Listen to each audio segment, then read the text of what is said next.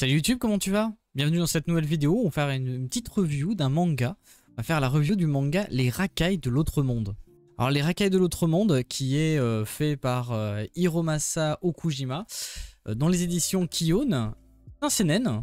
En vrai, bon pour l'instant il a rien de truc vraiment trop seinen, mais il a rien de trop shonen non plus.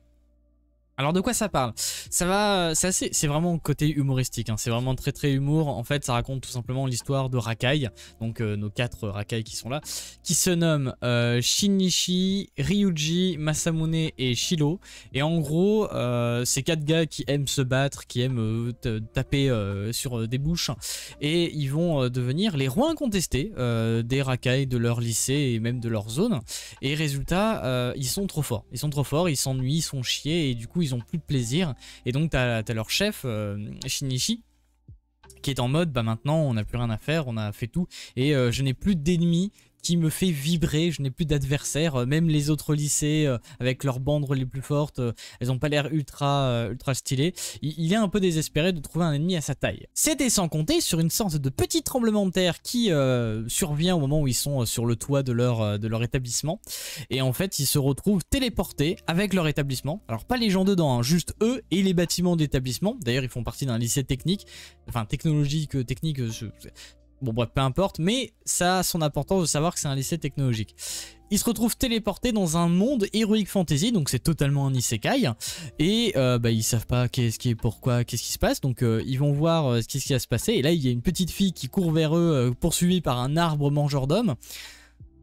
Oui bah oui, du coup un Heroic Fantasy, pourquoi pas. Quelle est la réaction première des Rakai? Bah aller se battre à main nue avec l'arbre. Vous avez déjà essayé de taper à main nue dans un arbre? Vous avez plus mal que l'arbre d'habitude. Donc évidemment, ils se font rétamer par l'arbre. Et c'est là que l'information comme quoi c'est un lycée technologique prend tout son sens. Parce que pendant que Shinichi se fait un 1v1 à main nue contre un arbre, t'as son pote qui va chercher une tronçonneuse et qui revient. Et du coup Shinichi prend la tronçonneuse. Et la petite fille d'ailleurs revoit la tronçonneuse et dit « Mon Dieu, mais c'est sûrement l'épée sacrée Excalibur !» Et du coup il découpe littéralement l'arbre mangeur d'hommes, etc. Et du coup la petite fille dit mais vous êtes forcément les héros de la prophétie, évidemment, qui raconte que 9, je crois, 8 ou 9 héros viendront habillés de noir, plus noir que la nuit, etc. D'ailleurs leur uniforme est noir, et eux ils sont en mode on s'en bat les couilles de la prophétie, on s'en bat les couilles de ta vie Serette, juste bah voilà, on t'a sauvé parce que c'est surtout qu'on voulait se battre, on voulait savoir si c'était faisable de tuer ce machin. Donc voilà, et sauf que t'as la petite fille qui leur dit mais du coup vous voulez pas vous battre contre le roi démon? Ah du coup Shinichi il fait quoi, roi démon, comment ça, dis-moi en plus un peu, roi démon c'est qui ça? Et en fait elle leur raconte tout simplement que le roi des forces du mal, le roi démon, etc., qui sévit et tue des gens, etc., qui est la personne la plus forte sur cette terre et que personne n'est capable de le battre. Donc qu'est-ce qui se passe? Eh bien évidemment Shinichi se dit putain ça y est, j'ai trouvé mon ennemi, j'ai trouvé l'adversaire qui va enfin me faire vibrer, on va aller bousiller le seigneur démon. Bon du coup Shinichi il est hypé par la question d'aller se fight contre le roi démon. Il a enfin trouvé sa motivation, son but dans la vie, c'est d'aller retrouver ce roi démon et de lui faire un 1v1 à main nue. Parce que ça reste une Rakai quand même. Donc voilà, donc c'est très donc c'est de ça que parlent les Rakai de l'autre monde. C'est ultra humour. Je vous ai pas raconté tout ce qui se passe dans le manga parce qu'en vrai j'ai pas envie de vous spoil. Parce que je sais pas, je vais pas vous faire une review, je vais vous raconter tout ce qui se passe dedans. En vrai si vous voulez que dans les reviews je vous dise plus de ce qui se passe dans les mangas, l'histoire, n'hésitez pas, hein. Mais bon, je me suis dit je vais pas vous spoil parce que faut vraiment le regarder. Mais du coup, pourquoi est-ce que le manga est plus profond? Le manga est beaucoup plus profond que ce qu'on pense parce que on a l'impression que c'est juste full humoristique, full machin, et que les personnages ont aucune profondeur. Mais l'auteur te fait comprendre qu'il y a une petite profondeur quand même avec les personnages, comme par exemple Shinichi. Pourquoi est-ce qu'il se bat? Il se bat pas juste parce qu'il est débile en mode bah taper. Et pourquoi est-ce qu'ils se battent tous? Eh bien parce que en fait il fuit la société dans laquelle ils sont, ils fuient les responsabilités du travail. Par exemple, Shinichi, il sait que à partir du moment où il va finir les études, il va forcément reprendre l'entreprise de son père. Et pour lui, c'est signification de perte de liberté, il sera plus libre dans sa vie. Et du coup, le fait de taper quelqu'un, le fait de se battre contre des gens plus forts que lui ou se battre, etc., ça lui permet de se sentir réellement libre. C'est là où en fait il peut extérioriser toute sa frustration du monde dans lequel il vit.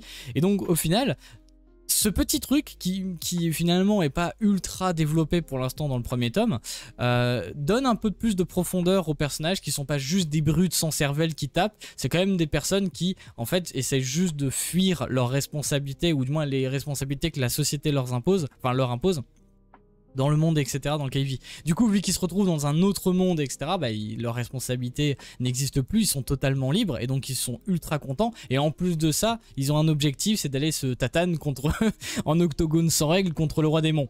Donc au final, les racailles de l'autre monde, c'est pas forcément juste de l'humour débile sans sens. Il y a quand même un sens. D'ailleurs, il se passe pas mal de choses dans ce tome 1. J'ai vraiment envie de tout vous raconter au moindre détail ce qui se passe, mais je veux pas vous spoiler. Donc franchement, allez le voir.